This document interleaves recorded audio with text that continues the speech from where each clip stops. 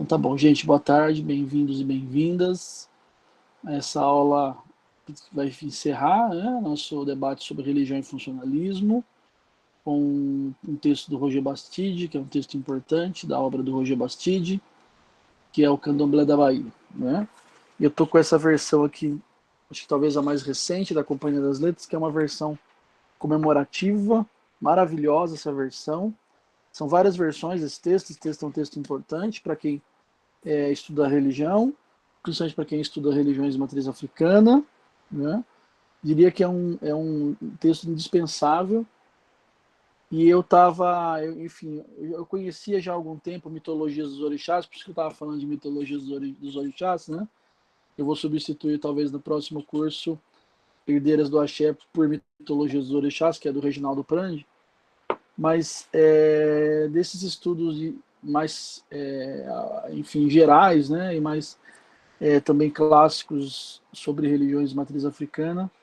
Tem 3 livros que me encantam muito, que é o Candomblé da Bahia, né? Entre a Cruz e a Encruzilhada, que analisa o campo umbandista, né? O Candomblé da Bahia, enfim, o Candomblé, principalmente baiano.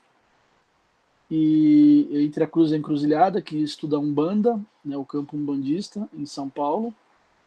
E Mitologia dos Orixás entrou agora para o trio, né, que são os 3 textos que eu mais, enfim, me encanto quando eu leio essas pesquisas sobre as religiões de matriz africana. Mas tem muita coisa, né? Tem, por exemplo, uma pesquisadora mais da minha geração, que é a Dica, né? Que é uma professora lá da Federal da Paraíba, que produziu um livro maravilhoso. Na verdade, são 2 livros, são 2 volumes, também sobre religiões de matriz africana, que não virou clássico ainda porque não deu tempo, mas é um livro maravilhoso, também encantador. Bem, hoje nós vamos trabalhar o Roger Bastide, né, esse livro Candomblé na Bahia. O Roger Bastide, que fez uma parte da carreira dele no Brasil, uma pequena parte da carreira dele no Brasil. E nesse tempo que ele ficou no Brasil, ele, como eu disse, ele encantou muitos pesquisadores e pesquisadoras, encantou uma geração inteira aí principalmente de etnólogos, né, e, enfim, antropólogos que estudam as religiões de matriz africana no Brasil e na América Latina. Bem, começando com algumas críticas, né, ao Roger, mas críticas que ele mesmo, enfim, fazia, então também autocrítica, né? Nós estamos falando de um autor francês pensando o contexto, né, um contexto específico brasileiro. Nós estamos falando de um brasilianista, né, que é o Roger Bastide, né? E isso é importante porque, enfim, eu inseri ele, inclusive, nesse módulo que está pensando funcionalismo e religião, né? E é basicamente a estrutura elementar, né, da obra do Bastide, que pensa, né? Então, enfim, a crítica principal que se faz a ele é que ele pensa com a cabeça na França, mas, enfim, eu digo que é um autocrítico porque ele entende isso também, né? Ele entende a importância das referências teóricas e culturais que estão imbuídas nos estudos dele sobre, por exemplo, o candomblé. E daí nós estamos falando do que, né? Basicamente da experiência cartesiana, da experiência durkheimiana, né? Os estudos de Marcel Mauss, que nós vimos na aula passada, e também uma importância significativa da obra do Piaget, né? Enfim, que não é bem um francês, é um suíço, mas que está ali, né, na região da Frontelier, como eles dizem. Vocês sabem que entre enfim, a fronteira da França com a Suíça, você tem uma população que é uma população que não tem identidade nacional. Eles são chamados em francês, frontelier, né? Enfim, aqueles que estão na fronteira. E no final das contas, na vida real, eles acabam tendo uma dupla nacionalidade, que é a francesa e a suíça. E é interessante que o aeroporto fica exatamente nessa fronteira, e esses indivíduos, esses sujeitos, eles, enfim, eles têm uma entrada diferente no aeroporto, porque eles não estão saindo do país nem entrando. Então eles podem estar na França ou na Suíça normalmente, porque, enfim, são, enfim, de dupla nacionalidade, sem nenhuma nacionalidade, mas de dupla nacionalidade, né? Bem, o Bastide tem essa consciência, né, enfim, dessa base metodológica eurocêntrica, principalmente francesa, né? na obra dele, né? E isso me faz lembrar muito também um outro autor francês, que é o Pierre Verger, e os comentários do Pierre Verger no final da sua vida, e o Pierre Verger foi radical ao romper com a lógica originária dele, né? O Pierre Verger era alguém de família razoavelmente abastada na França, ele rompe tudo e vem morar no Brasil, na Bahia, né? Numa casa onde, enfim, algumas paredes estavam pintadas de vermelho, enfim, havia se convertido ao candomblé.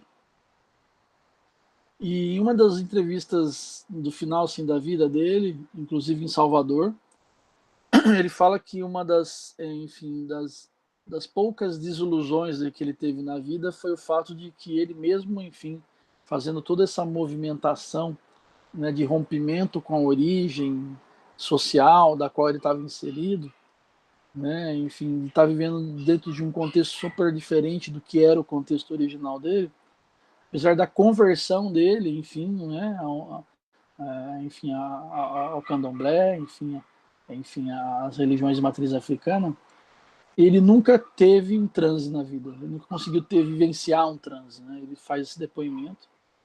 E eu já ouvi isso de alguns antropólogos franceses que também acabam, enfim, ficando um pouco desiludidos, né, com eles mesmos por nunca terem tido essa possibilidade na vida de terem um transe. Um outro exemplo é a Marion Aubry, que é uma antropóloga francesa que, enfim, morou no Brasil, vem muito ao Brasil. Inclusive, ela passou 10 anos em Recife, morando em Recife. A última vez que ela passou uma temporada no Brasil foi um ano em Fortaleza, como professora visitante da Federal do Ceará. E ela também fala que o máximo que ela teve foi, enfim, uma vez na praia que ela começou a sentir alguma coisa e, enfim, acabou não acontecendo nada. Então é interessante, eu trago essas abordagens, porque é interessante mostrar como, enfim, essa formação francesa, cartesiana, positivista, ela está muito imbuída não só na formação acadêmica desses autores, mas também na formação intelectual, cultural, social desses autores, né? Enfim, os meninos lá na França começam a ler Descartes no colégio, né? Às vezes até antes, dependendo da escola. Então, enfim, é uma referência, é uma lógica de sociabilidade e uma perspectiva, pelo menos pública, de sociedade muito racionalizadora. E é importante trazer esses limites. O Roger Bastide entendia esses limites, né? E é importante entender também essa relação dele com a ciência para entender os estudos dele sobre as religiões de matriz africana. Deixa eu ver se tem alguém pedindo para entrar aqui. Tem. Então, bem, dando sequência aqui. Então, é um brasilianista, né? É um autor. Isso é comum nos grandes centros de estudos no norte global, isso é muito comum nos Estados Unidos, na França, na Inglaterra, na Alemanha, de você ter, inclusive, centros de estudos especializados em países, principalmente nos países latino-americanos e africanos. Né? Então, você tem muitos brasilianistas nos Estados Unidos, na França, enfim, nesses países. Enfim, e no campo aqui que nós estamos trabalhando hoje, muitos antropólogos franceses que se interessaram muito pela religião de matriz africana, pelo campo religioso brasileiro, pelo campo religioso latino-americano. Então, por exemplo, a própria Marion Aubry é uma das herdeiras do Roger Bastide, foi assistente do Roger Bastide, enfim, e manteve essa relação próxima com o Brasil. Um outro autor também que é muito focado nos estudos sobre a América, principalmente a América Central, o Caribe, é o Erwan Diantelli, que também é um herdeiro dessa formação de Bastide, né? Então são franceses aí pensando o Brasil, brasilianistas, né? Focando o Brasil, né? Mas o Roger Bastide era um estudioso, enfim, alguém muito aplicado, que apesar de conhecer seus limites eurocêntricos, era alguém que conhecia profundamente a literatura brasileira, a ciência brasileira, o campo religioso brasileiro, né? Então, enfim, depois se vocês quiserem, aqui eu coloquei a página, na verdade, dessa edição Eu não sei se foi essa edição que vocês leram, né? Então as páginas que eu coloquei são dessa edição, e nessa edição você tem, por exemplo, aqui na página 22, eu teria que, na verdade, na introdução, na verdade, no primeiro, no segundo parágrafo, no final do segundo parágrafo da introdução, você tem um comentário interessante sobre Nina Rodrigues, né? Na verdade, no começo do terceiro parágrafo, né? Onde ele vai falar, né? Ele vai estar discutindo a importância, por exemplo, de Arthur Ramos, né? E como um continuador de Nina Rodrigues, enfim, né? Nina Rodrigues começou a publicar uma série de artigos e livros, né? Sobre as sobrevivências africanas no Brasil. Enfim, quem é do campo da antropologia sabe qual é o teor da obra de Nina Rodrigues. É uma obra importante, mas uma obra ainda muito pautada no olhar, de certa forma, evolucionista, e daí eu vou colocar aqui entre aspas e muitos parênteses, preconceituoso sobre a religião, enfim, as religiões de matriz africana. Então, enfim, o Bastide conhecia esse debate, conhecia essa literatura, né? Que foi produzida antes dele, né? Então há uma influência, né, dessa etnografia feita no Brasil, né? Uma influência dessa produção etnográfica do Bastide sobre o Brasil. Como eu falei, muita gente que fica encantado com ele, mas o próprio Bastide era encantado pelo candomblé. Aliás, alguns antropólogos lá do Recife me disseram que até mesmo como que é o nome dele, gente? Um autor francês, eu vou lembrar, daqui a pouco eu vou falar, tinha vindo para o Brasil para ser iniciado no candomblé. Espera aí que eu vou lembrar o nome dele agora.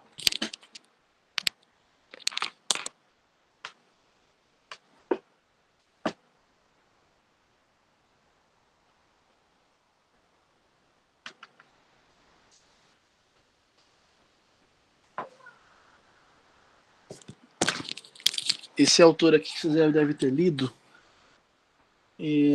Michel Maffezoli, vocês devem conhecer, inclusive ele escreveu um livro chamado Da Parte do Diabo, né? Enfim, é um debate sobre pós-modernismo, mas que envolve essa questão também da religião. E o Maffezoli veio para o Brasil para ser iniciado no candomblé, na Bahia. Enfim, eu recebi essa informação de pesquisadores lá do Recife, antropólogos lá da Federal, né, de Pernambuco. E eu tinha falado da Marion Aubry, o último livro da Marion Aubry, ó, uma francesa antropóloga, né? Ela foi assistente do Bastide, e o último livro que ela produziu foi sobre quem? Sobre Iemanjá, né? Um livro sobre Iemanjá, que na verdade esse livro ela fez em parceria com uma jornalista, porque na verdade é um livro que foi publicado agora, recentemente, na França. Deixa eu confirmar se é de 2018 ou 17 ou 19, né? Mas foi recentemente, né? E ela foi feita com essa jornalista porque na verdade é um livro para difundir, né, a figura de Iemanjá no contexto francês. Então a Marion tem muitos estudos sobre religiões também de matriz africana, e ela escreveu exatamente esse livro sobre Iemanjá para apresentar quem é Iemanjá, né? Então olha que interessante, ó. E olha como esses antropólogos franceses estavam encantados, né, e são encantados com, enfim, essas religiões que se formaram aqui no Brasil, né? Vocês devem ter percebido com a leitura desse texto, inclusive eu vou fazer uma coisa hoje, e considerando que hoje é dia do professor eu tenho direito, que é pouco didática, né? Mas eu vou fazer porque ele merece, né? Que é trazer muitas passagens. Vou ler para vocês hoje, se der tempo, né? Várias passagens do livro, porque é um livro que ele tem um tom literário ele é muito gostoso de ler, né? Esse livro aqui, vários livros, mas esse livro que eu separei para a aula, além dele ser emblemático, de explicar para a gente entender o que é o Bastídio, né? Ele tem essa etnografia de tom literário que ele assim, torna o texto muito gostoso de ler, né? E essa paixão pela pesquisa de campo, daí eu coloquei aqui na verdade é um depoimento que o Fernando Henrique Cardoso e a Ruth Cardoso dão, e a Ruth Cardoso e o Fernando Henrique Cardoso, que foram casados, né? A Ruth mais antropóloga, o FHC mais assim sociologia política, né? Sociologia e um pouco de ciência política. Mas eles dois dizem que aprenderam a fazer etnografia com o Roger Bastide. Que interessante, né? E a Ruth Cardoso, inclusive, fala que a primeira etnografia dela foi no interior de São Paulo, onde ela nasceu, na cidade de Araraquara, e Araraquara é a cidade da minha esposa, onde eu morei durante muito tempo, onde eu me formei, eu estudei na Unesp de Araraquara. Inclusive, eu tive o prazer de conviver na minha graduação com o Ottaviani, que tinha a filha casada com um professor que era meu professor na época. Então ele estava sempre em Araraquara por conta desse parentesco, e estar em Araraquara significava que ele dava cursos, então eu fiz vários minicursos com o Ottaviani no final da vida, e depois que eu faço memória um pouco dessa experiência, eu fico pensando, a gente não sabia exatamente quem era o Ottaviani, né? Eu sentava lá para ouvir, gostava muito, mas enfim, era estudante primeiro, segundo ano, não entendia muito bem o que era o Ottaviani. Mas a grande questão é que, em geral, era sempre cursos que ele dava. E eu fiz acho que uns 4 ou 5, todo semestre ele, enfim, estava lá na faculdade, e era sempre um curso oferecido num mini auditório que tinha lá no campus, um mini auditório que tinha capacidade de 100 pessoas, e em geral você tinha o quê? 30, 40 pessoas para ouvir o Ottaviani. Então vocês imaginam, né? Depois eu ficava pensando, nossa, quem perdeu essa oportunidade? E eu tive também a oportunidade de conviver com a Eliette Safiotti, que é uma, enfim, socióloga feminista muito importante, que foi professora da Unesp, mas quando eu entrei ela já era aposentada, já era uma senhora. Mas que interessante, né? Por conta da minha militância política, eu era muito amigo do marido dela, o Valdemar, que era um militante do Partidão, antigo Partidão. E eu ia muito na casa dele, que era uma chácara perto do campus. Daí foi lá que eu conheci também a Eliette. Não tinha noção nenhuma da importância da Eliette, mas daí ela dava os livros e a gente lia, né? Gostava muito, mas depois que eu fui entender, enfim, quem era Eliette Safiotti. E todos esses, né, a Eliette, o Ottaviani também beberam, enfim, da obra do Roger Bastide, tiveram esse contato com o Roger Bastide na época em que ele foi professor na USP, né? Passou uma temporada na USP. Né? Então ele formou também muita gente nesse trabalho etnográfico. Né? E daí, como eu disse, né, uma das influências do Bastide é o Marcel Mauss. Marcel Mauss quem é? A gente viu na semana passada. É o intelectual que ascendeu a etnografia para além de uma ferramenta de trabalho de campo, mas teoria do conhecimento. Então, ele trabalha também com essa perspectiva, né? A etnografia enquanto teoria do conhecimento.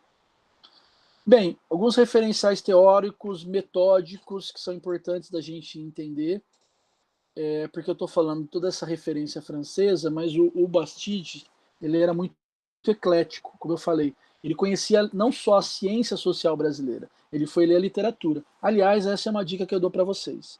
Vocês querem conhecer o Brasil profundo? Vocês têm que entrar na literatura brasileira. Né? Quer se formar bem nas ciências sociais? Vão ler literatura. Né? Então vai ler Machado de Assis, vai ler Lima Barreto, né? Como diria o Carlos Rodrigues Brandão, né? Se você não conhecer Euclides da Cunha, não dá para assinar lá o documento que te deram um diploma de ciência social. Então, enfim, na verdade esses autores exageram no sentido de dizer a literatura, né, explica o que é o Brasil profundo. Né? Inclusive no próprio programa nosso de Sociologia a gente tem algumas teses que falam disso. Por exemplo, a Mascarenha, esqueci o primeiro nome, a Márcia é uma irmã dela. O sobrenome dela é Mascarenha, ela defendeu uma tese de doutorado no nosso programa de Sociologia, né, sobre, enfim, o Euclides da Cunha.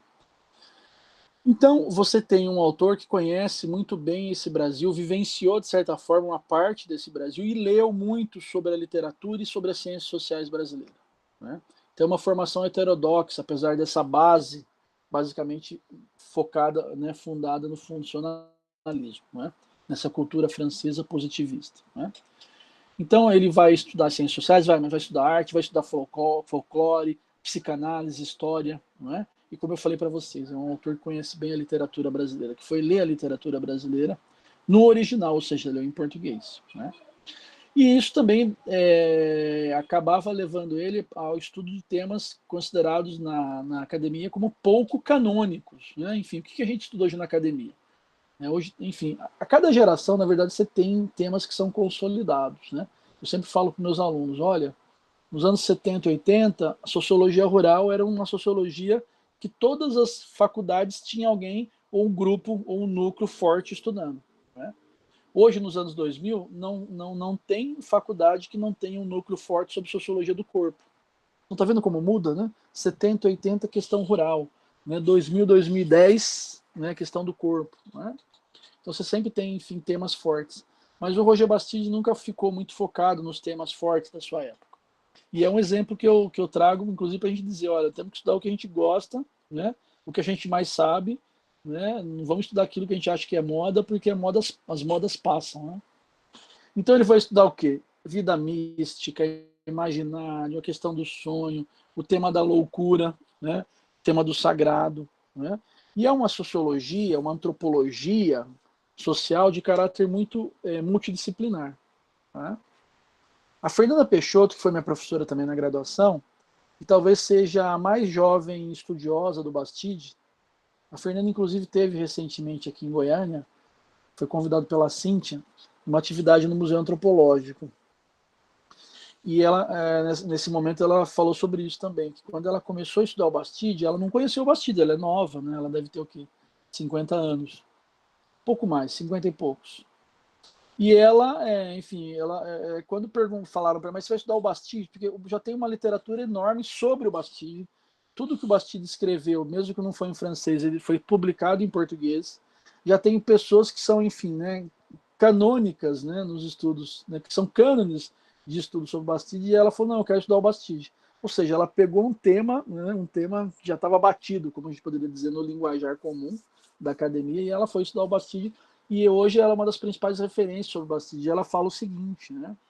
Ela fala que o Bastide ele é importante por vários motivos, entre eles, né, de conseguir manejar, né, fontes e matrizes teóricas muito diversificadas, né, sem botar tudo no liquidificador e, enfim, transformar isso numa coisa pasteurizada.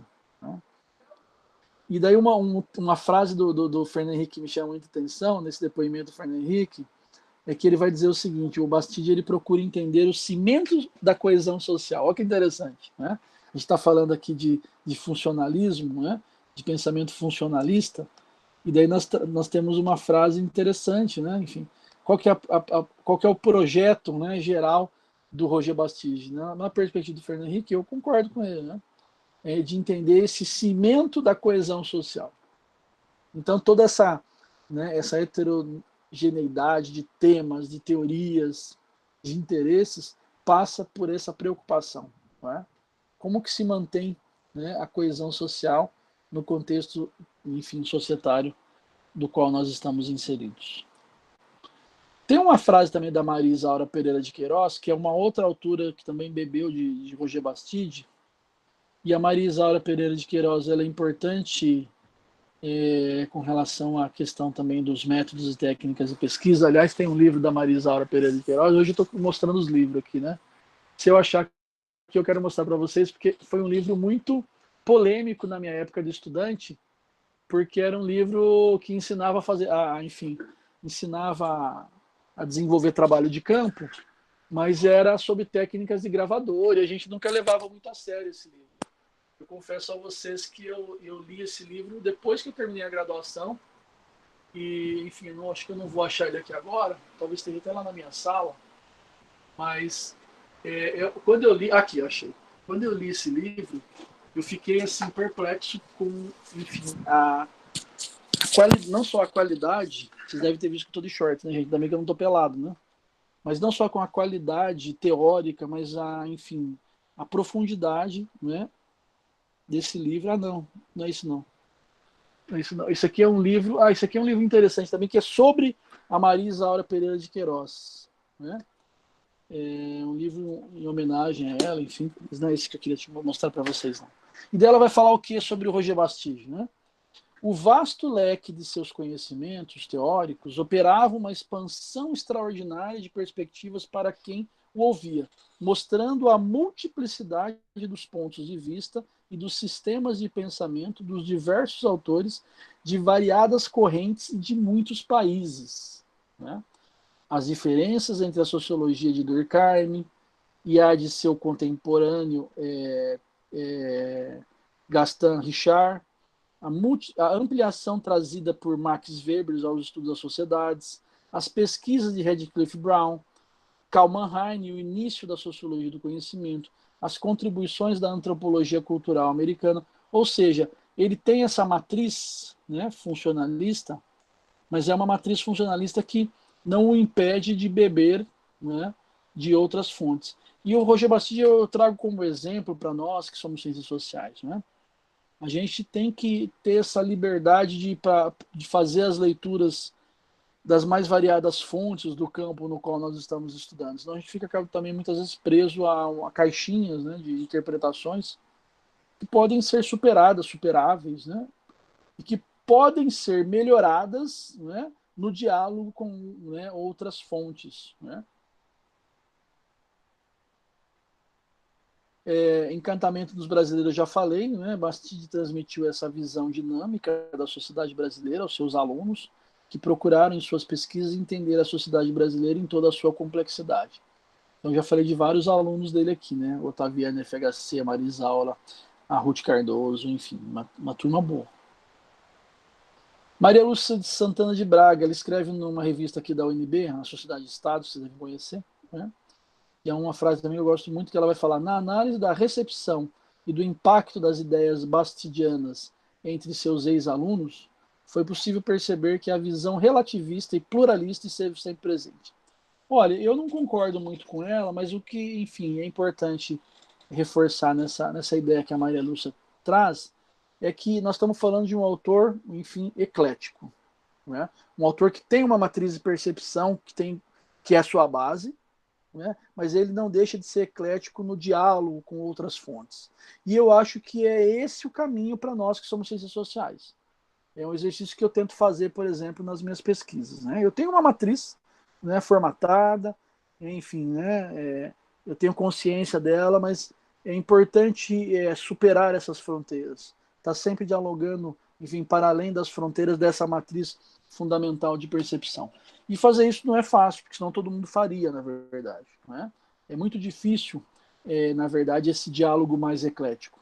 Mas quanto mais condições nós temos de fazê-lo, né, sem criar confusões nas análises dos nossos sujeitos de conhecimento, dos nossos sujeitos de pesquisa, mais abrangência, né, mais possibilidade de abrangência nós temos para entender os fenômenos sociais. Né? Então ele vai falar, enfim, né, isso aqui já toquei nesse assunto. Né? Bem, eu falei das influências ecléticas, mas tem a influência de Durkheim importante, né? Eu já trouxe algumas aqui, né? Mas a principal influência do Durkheim, do meu ponto de vista, é isso que a gente poderia chamar de uma substituição da lógica da dedução pela indução. O que significa isso? Enfim, a ênfase no trabalho de campo, na pesquisa de campo. A ênfase na etnografia. Por isso que eu estou dizendo, né, a ideia de uma etnografia não só como ferramenta de trabalho de campo, mas teoria do conhecimento. E a etnografia, como teoria de conhecimento, ela valoriza, enfim, né, a multiplicidade de possibilidades de olhar sobre a realidade social no qual você está pesquisando, no qual você está inserido. Né? Então, enfim, para ficar mais evidente para vocês, né, o que é dedução? Né? O que é indução? Né? Então, nós estamos falando de um autor que está focado na indução. Né? Então, o que é a dedução? Né? Conclusões tomadas a partir de proposições dadas, âmbito das ideias, consulta do pensamento para conhecer a realidade. Então, aquela perspectiva mais, vamos dizer, hegeliana, né? Não somente. Né? Porque o Durkheim, por exemplo, quando vai discutir as ideologias, e dele não tem nada a ver a ideia de ideologias com a ideia marxiana, ideologias, na verdade, enfim, são as... Na verdade, ideologia poderia ser, enfim, a definição primordial de Durkheim para a dedução. Né? Ou seja, as visões de mundo que partem das ideias. Né? E nós estamos falando de um autor, Durkheim, que está pensando o fato social. O fato social como algo dado, como coisa, como realidade, né, experimentável, aplicável, né, observável, descritível. Né? Então, né, qual é a concepção dele para, né, superar a ideologia, né, superar a perspectiva de dedução? É a indução, ou seja, as conclusões que são tomadas pelo pesquisador, pela pesquisadora, a partir do olhar do campo. Né? Então tem a ver com a razão experimental, né? Consulta da realidade, né, para formar as ideias. Observação. E é isso, né, enfim, talvez uma das principais lições do Bastide, e são lições tomadas do seu professor anterior, que é o Durkheim, né, da sua matriz de referência, que é a matriz funcionalista, ou seja, a observação, o trabalho de campo. Né? Muitas vezes a gente pode imaginar que o Durkheim, em comparação com Marx e Weber, tem menos presença nas ciências sociais brasileiras. Mas eu digo que tem algumas coisas durkheimianas que ficaram, né, e que, enfim, se enraizaram no nosso modo de produzir ciência. E um desses é essa perspectiva, né, da observação. Dificilmente vocês farão uma dissertação, ou um TCC, ou um doutorado, mas eu estou falando aqui do TCC, que é o primeiro, né, o primeiro produto de trabalho de graduação, né, o primeiro produto de pesquisa científica. Dificilmente vocês farão um TCC sem fazer algum tipo de trabalho de campo. E no mestrado e doutorado é praticamente improvável que aconteça isso, seja na sociologia, na antropologia, enfim. Né? Até mesmo nas ciências exatas, como na ciência política, brincadeira, né? Enfim, mas hoje eu estou podendo fazer brincadeira, hoje é dia do professor, então eu estou, enfim, aproveitando, né? Estou me sentindo livre, leve e solto. Bem, e daí tem, né, durante o livro, várias passagens, e eu separei algumas aqui, onde ele vai discutir o tema do mana, que nós discutimos na aula passada. Inclusive, eu quero discutir depois a relação de mana e axé, depois do intervalo, que o pessoal da pós me lembre disso, tá? Né, o tema das classificações, que também é um elemento importante dessa sociologia das instituições, dessa sociologia funcionalista, né? O debate com Mose e Caloá, no debate sobre o tema de magia e religião, né? A questão da ordem, do desordem, do sagrado e do profano, né? Religião e conhecimento. Nós estamos falando de um autor, né, como eu disse, referenciado em Durkheim. Né? A sociologia durkheimiana é uma sociologia também, né, de base para pensar a sociologia do conhecimento. E a ideia de fato social total. Isso é interessante, né? Essa referência a Amos, né? Está aqui na página 31 do meu, enfim, né? Onde, na verdade, né, ele tá fazendo um debate sobre, na verdade, antes disso, né, antes desse debate sobre o sacrifício, né? Então, ó, uma passagem aqui na página 31, vamos lá, para vocês saberem onde eu estou falando aqui. Aqui, ó. Nesse texto que vocês leram, capítulo 1, apresentação do candomblé, o parágrafo 1, 2, parágrafo 3, no parágrafo 4, né, do capítulo 1, ele vai dizer lá no meio do parágrafo, né, veremos que, na realidade, a festa pública não constitui senão pequena parte da vida do candomblé, que a religião africana vai colorir e controlar toda a existência de seus adeptos, que o ritual privado é mais importante do que o cerimonial público, e que, na medida em que o negro se sente africano, pertence a um mundo mental diferente. Queremos descrever justamente esse mundo das representações coletivas. Gente, enfim, eu posso estar muito enganado, mas isso aqui é uma descrição, né, uma etnografia, né, inicialmente, ele está iniciando uma etnografia muito fundamentado na perspectiva teórico-metodológica durkheimiana, de Moss, mas principalmente baseado num conceito fundamental, que é o conceito de fato social total. Né? Enfim, então eu estou trazendo essas referências porque elas são importantes para a gente entender, enfim, o que o autor está dizendo, né, as explicações dele sobre candomblé baiano, né? Então, o candomblé, na verdade, né, hoje até é difícil de falar em candomblé no singular, são candomblés. Hoje, inclusive, é difícil, em muitos lugares nem usam o termo candomblé, porque como você teve a reafricanização, né, nos anos 2000, 90, 2000, você tem enfim, muitos terreiros, né, que vão ter nomes específicos, né, de definições específicas, mas são, enfim, inseridas nesse conjunto de terreiros, né, que nós chamamos de candomblé. Né? O Reginaldo Prandi vai falar em religiões dos orixás, né, inclusive Mitologia dos Orixás, né, o livro dele que eu falei que eu vou substituir. Mas enfim, né, o candomblé na Bahia é chamado de candomblé, mas em Recife é Xangô, e no Maranhão é tambor de mina nagô, batuque no Pará e no Rio Grande do Sul. Então tem vários, uma série de nomes, né? Que são, enfim, isso que nós chamamos de candomblés no plural. E não estou falando ainda das umbandas, tá bom? Aí umbanda é outra coisa. Mas também muito diversificada a umbanda, mais ainda. Então ele estuda o candomblé, e isso é uma coisa importante de ser considerado, como uma realidade autônoma. Ele não está preocupado em encontrar elementos africanos do culto, né? Ele vai, de certa forma, entender, como diria Ulisses Negrão, enfim, ele vai estudar as religiões afro-brasileiras. Esse é um termo que talvez não seja muito comum hoje, muito recorrente, mas era muito recorrente nos anos 80, 70.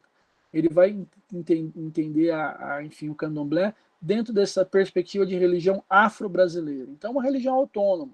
Não está preocupado em entender, enfim, se veio da África, se não veio.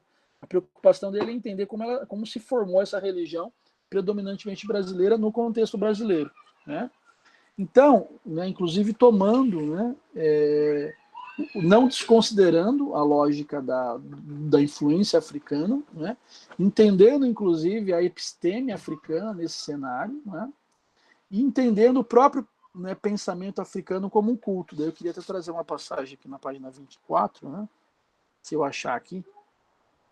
Tá uma bagunça aqui do lado que tem duas crianças aqui hoje, vocês não liguem não. Minha esposa deve estar enlouquecendo. Daqui a pouco eu assumo a tarefa depois da aula. Mas, enfim, então, todos esses cenários, né, todas essas considerações para a gente entender um pouco. Né? Tem dois obstáculos que são considerados pelo próprio Bastide para o entendimento, para o estudo das religiões de matriz africana. Eu acho que o primeiro ainda é muito presente nas nossas etnografias. Isso está muito presente, por exemplo, que um dos obstáculos é a questão do segredo. Né? E o segredo, de fato, ele enfim, é um elemento, né, inserido no contexto das religiões de matriz africana ainda hoje. Isso está muito presente, por exemplo, nas obras mais recentes, né? Por exemplo, da Dica, a professora que é lá da Paraíba. Né? E o outro obstáculo é o próprio eurocentrismo. Né? Então, ele reconhece esse obstáculo, a gente já tinha falado muito sobre essa perspectiva do eurocentrismo, né? Mas o importante é entender que é um estudo do candomblé enquanto religião autônoma e enquanto religião brasileira. Né? Ou o que ele vai chamar de África brasileira sincrética. Né? Entendendo, por exemplo, o orixá de fato como figura da divindade negra, né? Mas considerando, né, fundamentalmente essa religião como uma religião brasileira. Talvez esse seja um debate hoje. Né? Seja um debate de questionamento hoje dessa perspectiva do Roger Bastide. A Dica, por exemplo, faz esse embate. Depois eu quero ouvir, inclusive, né, eu sei que tem gente aqui na turma que estuda religiões de matriz africana.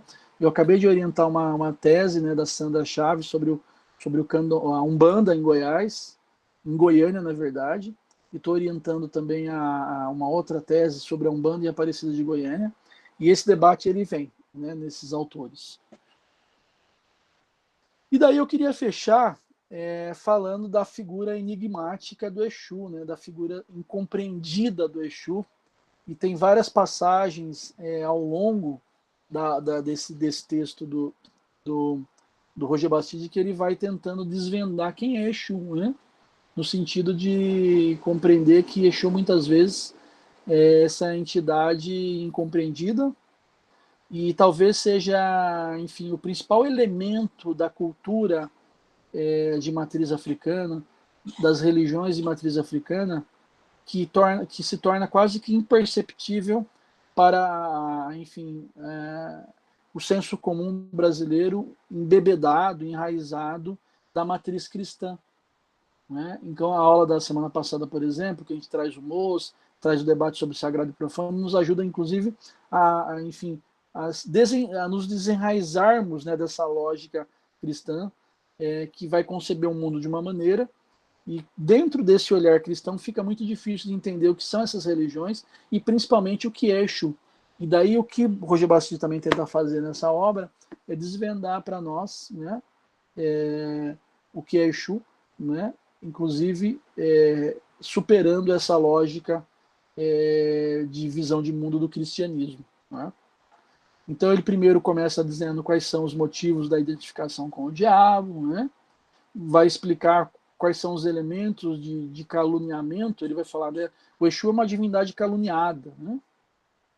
E depois ele vai trazendo, enfim, as explicações sobre o verdadeiro papel dessa figura, né? Entre aspas, desse personagem nas religiões de matriz africana, né? Essa entidade intermediária entre o homem e o orixá, né? Esse agente de ligação, esse mensageiro, né? Ou, né, um termo que ele usa que eu gosto muito, que é o recadeiro das divindades, né? Enfim, né? E ele, enfim, finaliza chamando o Exu de Deus da ordem, né? Todo o trabalho começa, né, primeiro com oferendas a Exu, né? Porque é ele que bota a ordem. Então percebam, né? Talvez uma das figuras centrais dessa religiosidade estudada e como característica positivada dessa entidade, ele vai dizer o Deus da ordem. Olha como a referência eurocêntrica acaba não saindo, né? Da forma de entender a realidade, por mais que ela seja na perspectiva da indução, ou seja, da observação. Né?